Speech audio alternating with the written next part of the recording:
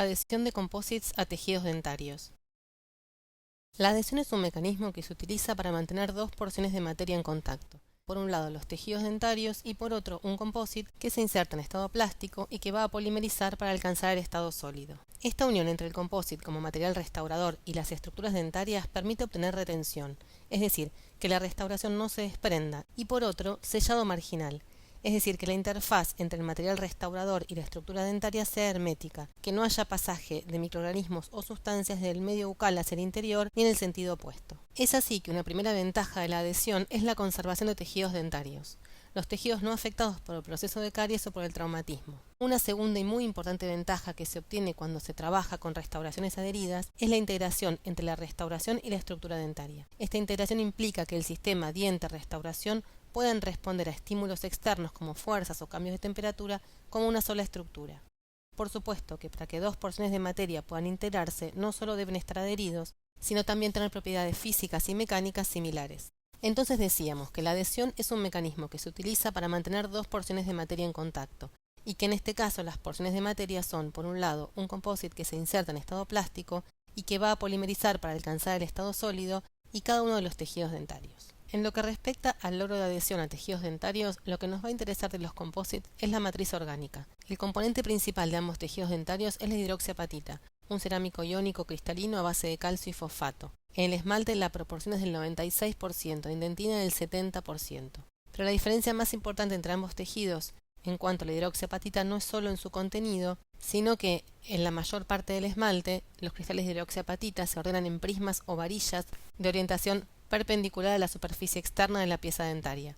En la dentina, en cambio, se ubican en forma desordenada y rodeando las fibras de colágeno. En el esmalte, ese remanente de 4% está compuesto por un 1% de proteínas y un 3% de agua. La dentina está formada, además del 70% de hidroxiapatita y otros cerámicos amorfos, por un 18% de proteínas, principalmente colágeno de tipo 1, y aproximadamente por un 12% de agua. La historia de la adhesión de los composites a los tejidos dentarios empezó con el esmalte, pero curiosamente sin sistemas adhesivos y sin composites. Michael Buonocore publicó en 1955 un trabajo de investigación en el que comparaba dos técnicas de tratamiento del esmalte para adherir resina acrílica, que era el material que se utilizaba en ese tiempo para restauraciones estéticas. En la introducción ya explica algunos aspectos importantes de la adhesión. Un material restaurador que sea capaz de formar fuertes uniones con la estructura dentaria ofrecería múltiples ventajas. Con un material de ese tipo no habría necesidad de formas de retención ni de resistencia en las preparaciones cavitarias, y se podría lograr un sellado efectivo de fosas y fisuras y de lesiones cariosas incipientes. En este trabajo, Buonocore comparó en las caras vestibulares de incisivos de pacientes voluntarios qué ocurría cuando no se trataba la superficie del esmalte y cuando se aplicaban dos tratamientos, uno de los cuales era aplicar un ácido fosfórico al 85% durante 30 segundos, antes de aplicar la resina acrílica. Y lo que hizo después fue medir el resultado en horas promedio que duraba la resina acrílica pegada con o sin tratamiento, y lo que encontró iba a revolucionar la odontología. En las superficies de esmalte tratadas con ácido fosfórico al 85%, la resina acrílica no se despegaba. Las tuvo que remover cuando los pacientes voluntarios fueron pidiéndole que lo hiciera. A partir de ese momento, la odontología restauradora cambió para siempre.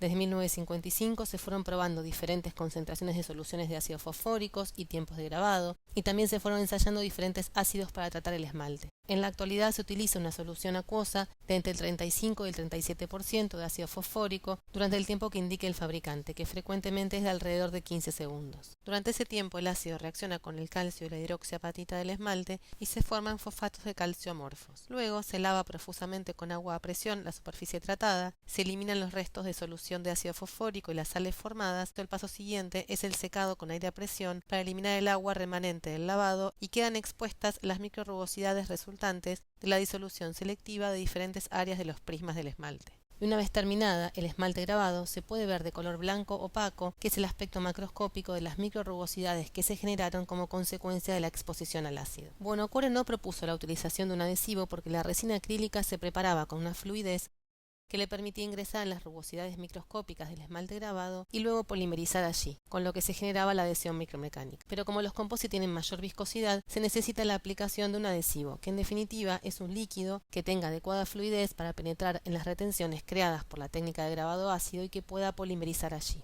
En general, la composición de las versiones más simples de los adhesivos es similar a la de la matriz orgánica de los composites, con monómeros alifáticos, aromáticos y algún sistema de activación e iniciación. Entonces, para lograr adhesión entre un composite y el esmalte dentario luego de la técnica de grabado ácido, se aplica un adhesivo sobre la zona grabada para que penetren las rugosidades y luego se activa la polimerización, como siempre según las indicaciones del fabricante en cuanto a la forma de aplicación y de activación. Se comienza a insertar las capas de composite. Así es como queda conformada una sección del área de interacción entre el material restaurador y el esmalte grabado, en la que la unión entre el adhesivo y el composite es de naturaleza química, mediante la capa inhibida del adhesivo y los dobles enlaces de la matriz orgánica del composite.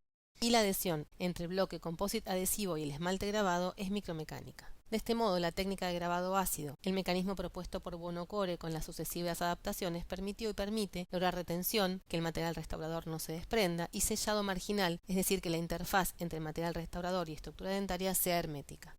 En lesiones o situaciones clínicas en las que está afectado solo esmalte, también se puede lograr integración, que la restauración y estructura dentaria funcionen como un único bloque. Pero cuando la situación clínica involucra la dentina, es necesario procurar que el material restaurador también se adhiera a este tejido.